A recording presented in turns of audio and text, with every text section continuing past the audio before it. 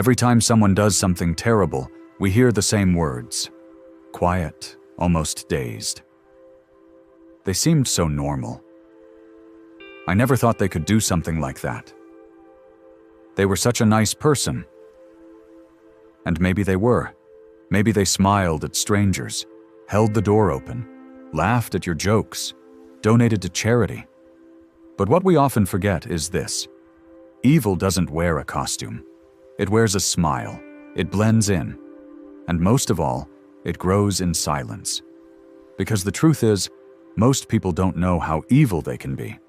We witness kindness in small ways every day. A driver slows down to let you merge.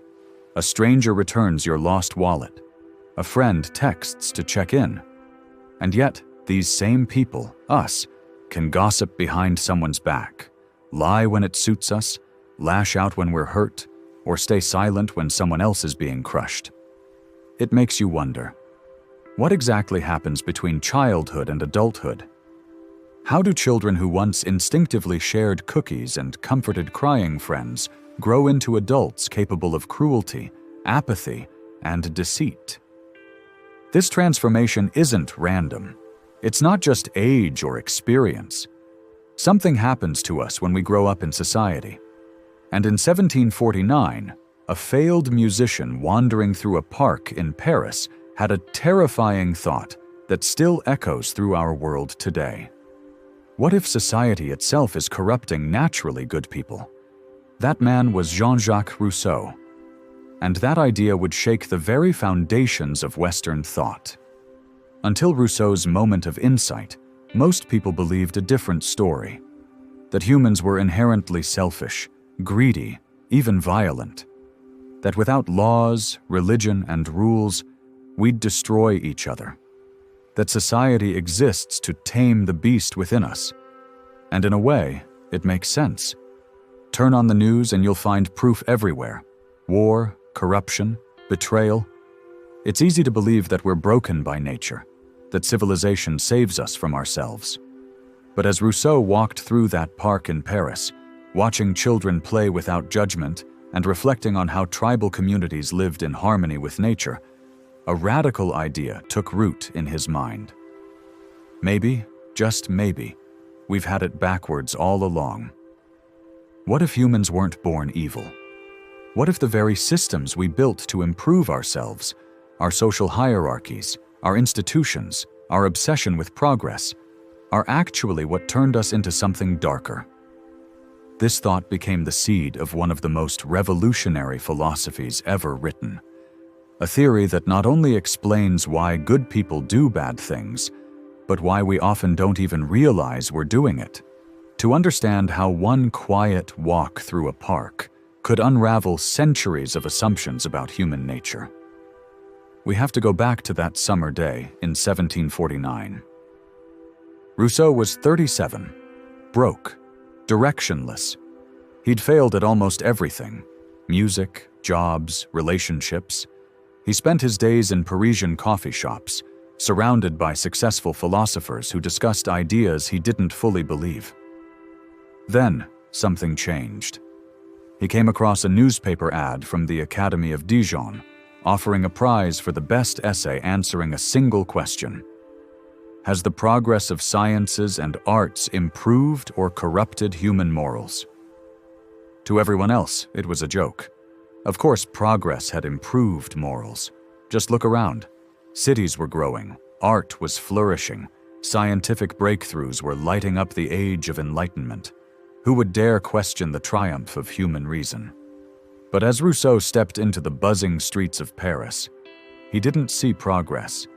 He saw beggars ignored by the rich, friends stabbing each other in the back for social clout, endless performance and competition masked by powdered wigs and polite smiles. He wandered until exhaustion forced him to sit under a tree. And in that quiet moment, half awake, half dreaming, something broke open inside him. He saw it clearly. We weren't becoming better. We were becoming worse. Every step forward in civilization was a step away from our true selves. That essay he wrote, Discourse on the Sciences and Arts, was raw, emotional, dangerous. He didn't care about polite language or pandering to the elite. He told the truth as he saw it. Progress wasn't fixing humanity. It was corrupting it. It was dressing up our worst impulses in civilized clothing. And somehow people listened. He won the contest. But more importantly, he planted a seed of doubt in minds across Europe. What if all this advancement was just a prettier cage?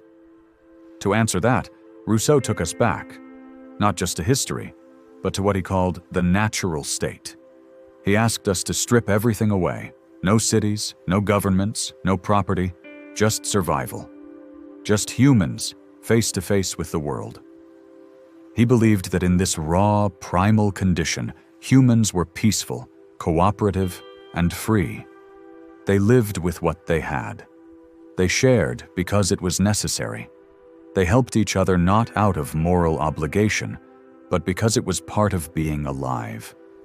There was no need to impress, to dominate, to hoard. In that state, happiness was simple. Sadness was honest. Life was hard, yes, but it was real. Critics called him naive. They pointed to tribal violence and conflict. But Rousseau wasn't claiming early humans were perfect. He was saying their motivations were different. They fought for food, not fame. They didn't wage social wars. They didn't manipulate each other for likes or followers or reputations. But everything changed the moment someone drew a fence in the ground and said, "This is mine." That was the first step. Property, ownership. Suddenly, land had value. And with that value came inequality. The one who owned more had more power. The one with more power could control the rest. And just like that, comparison was born. Envy was born. Pride took root. And slowly, our worth stopped being about who we were and started being about what we had. Language changed. Mine replaced ours. Trust dissolved. Doors got locks. Walls got taller. People began wearing masks, social masks, a smile for the powerful, a script for the job interview, a filtered version of ourselves for the world. The honesty of early humans was buried under performance, calculation, and pretense. Why help your neighbor when winning requires you to beat them? Why share what you know when secrets can give you an edge? We lost something fundamental in that shift, our ability to simply be. We began living not for each other, but against each other. Even love turned into a game of appearances. Even morality became conditional. The more we advanced, the more we lost touch with the source of who we were. Look around today, and you'll see Rousseau's prophecy everywhere. Every promotion flaunted online, every curated vacation photo, every passive-aggressive status update, it all points to the same disease. We're performing for each other in an endless competition no one can win, because the finish line keeps moving. We scroll through feeds, comparing our behind-the-scenes with everyone else's highlight reel. We smile in photos we took 20 times. We hustle, brand, curate, compete, all while quietly feeling empty. And the saddest part? We think it's normal. Children today learn to mask their feelings by age 7. By 12, they're fluent in what Rousseau called the social mask. Teenagers mold themselves into what others want, not what they are. Adults measure their worth in job titles, follower counts, and possessions. Anxiety becomes background noise. Depression becomes shame. We tell people to meditate, to take a break, to self-care, without ever questioning the system that made them sick. Rousseau saw it. He tried to warn us that the problem wasn't us, it was the way we were living. But not everyone agreed. A century earlier, another philosopher, Thomas Hobbes, painted a darker view. To him, the natural state was a nightmare. Without laws or governments, humans would be violent, paranoid, cruel. Life would be, in his words, solitary, poor, nasty, brutish, and short. And so we're left with a question. whose vision was right? Were we corrupted by society or saved by it? Are we naturally good and twisted by civilization, or naturally bad and held in check by it? The answer might not be one or the other. Maybe it's both.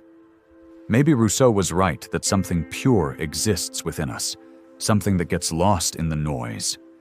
And maybe Hobbes was right that without structure, we risk chaos. But what's clear is this: we cannot keep living like this, performing, pretending, endlessly comparing, without losing our sense of self. The challenge today isn't to go back to the forest. It's to find that forest within ourselves, to unlearn what doesn't serve us, to take off the masks, to connect beyond status, beyond image, to remember what it means to simply be human, before society told us what that meant. Because buried beneath the noise is something real, something we've forgotten. And maybe, just maybe, it's time we remember.